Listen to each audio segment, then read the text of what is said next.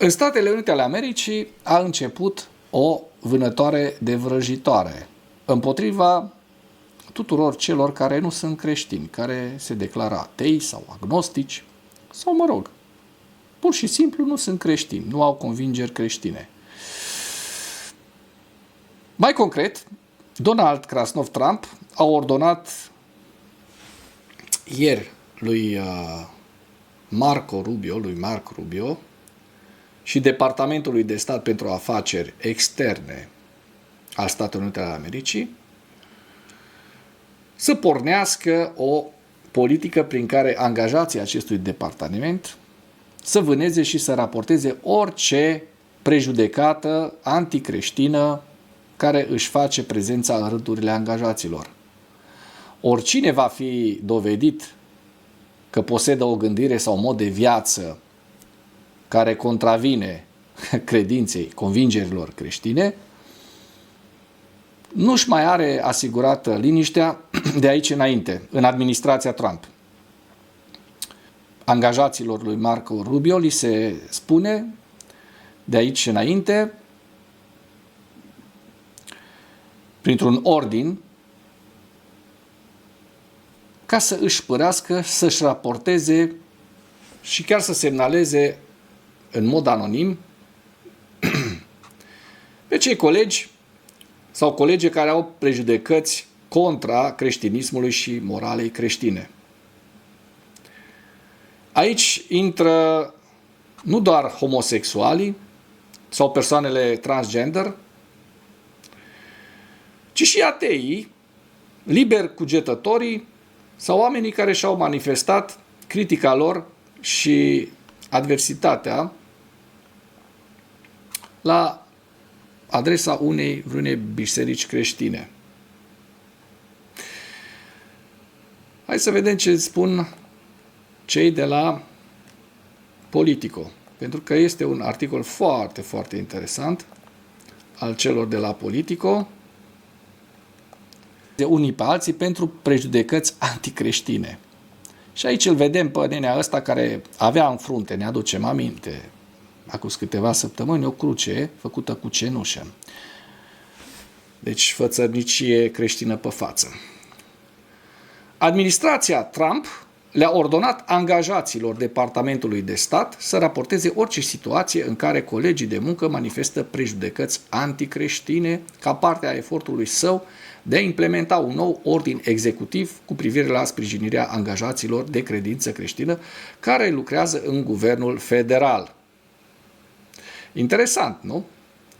Departamentul, potrivit unei copii a unei circulare interne obținute de către Politico, va lucra cu un grup operativ la nivelul întregii administrații pentru a colecta informații care implică părtiniri antireligioase în timpul ultimei administrații prezidențiale și va colecta exemple de părtinire anticreștină prin intermediul formularelor de raportare anonime ale angajaților. Vă sună cunoscut modus operandi ăsta? De pe vremea lui Hitler? De pe vremea lui Stalin? De pe vremea lui Ceaușescu? Telefonul a fost trimis ambasadelor, circularea a fost trimisă ambasadelor din întreaga lume sub numele secretarului de stat Marco Rubio. De asemenea, instrucțiunile au fost publicate într-o notificare la nivelul întregului departament. Documentul spune că grupul de lucru care a fost înființat prin ordinul executiv se va reuni în jurul datei de 22 aprilie pentru a discuta concluziile sale inițiale.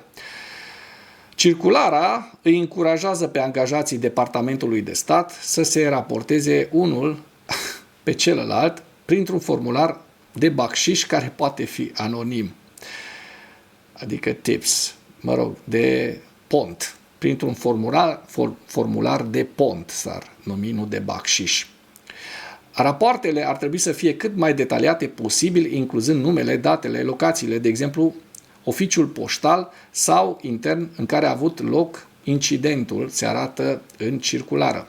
Unii oficiali ai Departamentului de Stat au reacționat la această circulară cu șoc și groază, spunând că chiar dacă sunt bine intenționați, se bazează pe premisa greșită că departamentul adăpostește părtiniri anticreștine de la început și avertizează că ar putea crea o cultură a fricii pe măsură ce administrația îi împinge pe angajați să se raporteze unul pe celălalt.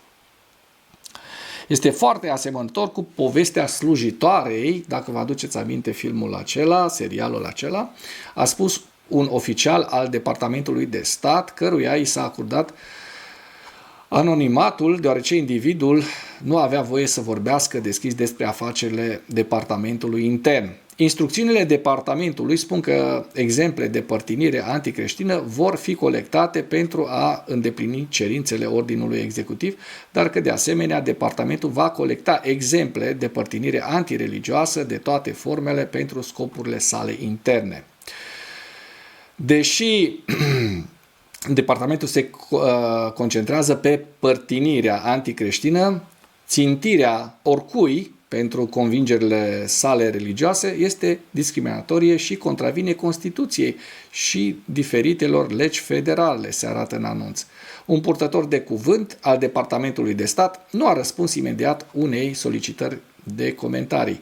Ordinul executiv emis de către Trump în februarie cere tuturor agențiilor federale să elimine prejudicățile anticreștine din partea guvernului.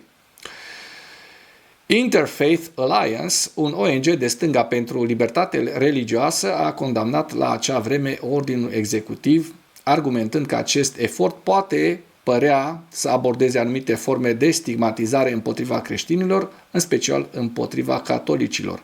În realitate, va pune în aplicare o înțelegere îngustă a libertății religioase pentru a legitima discriminarea împotriva grupurilor marginalizate, precum comunitatea LGBT. În ce direcție se îndreaptă lumea? Cu acest Donald Krasnov Trump și cu toți ceilalți pulifrici mici, inclusiv acest Simion, George Simion, care acum e mare suveranist. Înainte era mare patriot și scria pe toți pereții Basarabia e România. Da? În ce direcție ne îndreptăm cu oamenii ăștia? Noi îi votăm. Trump a fost votat în Statele Unite ale Americii de către poporul american. Poporul român îl votează și îl preferă pe acest Simion, George Simion, sau pe Ponta, care a dat drumul la Dunăre să vină peste sute de gospodării. Noi îi votăm pe ăștia. Adică chiar atât de imbecili suntem ca umanitate, ca specie.